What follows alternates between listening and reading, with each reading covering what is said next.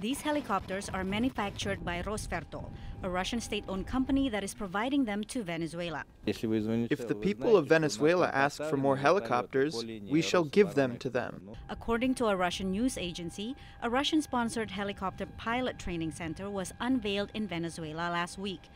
Moscow has also sent about 100 military personnel it says are there only to service air defense systems sold to Venezuela. This is a big power kind of a confrontation now when you look at the Russians moving in defiance of U.S. warnings. And quite frankly, the Chinese, I understand, are digging in now when before they were giving some thought to, leaving Maduro on his own. Last week, a Chinese plane landed in Caracas with 65 tons of medicine and supplies for Maduro's government. Looking at Venezuela, Venezuela right now is a big fat mess.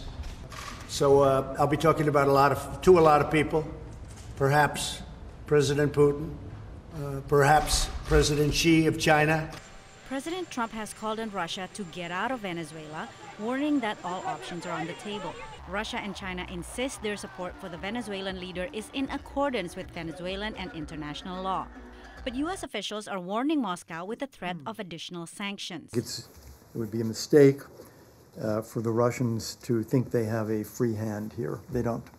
Russia and China have loaned Venezuela billions of dollars and are concerned about getting back their money.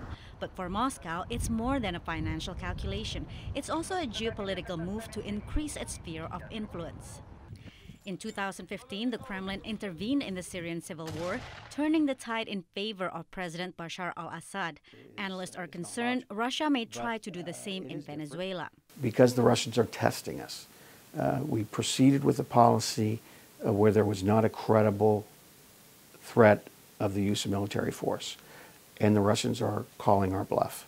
Some experts say one way to avoid Venezuela turning into a proxy conflict is for Juan Guaido, who has declared himself interim president, to convince Russia and China that if they stop supporting Maduro, their investments will not be completely lost. Both the Russians and the Chinese are going to want to be quite cautious in their approach to Venezuela and are going to want to, as much as possible, keep good relations with both sides in the Venezuela dispute with the hope that eventually whoever's in power will make good on their debts.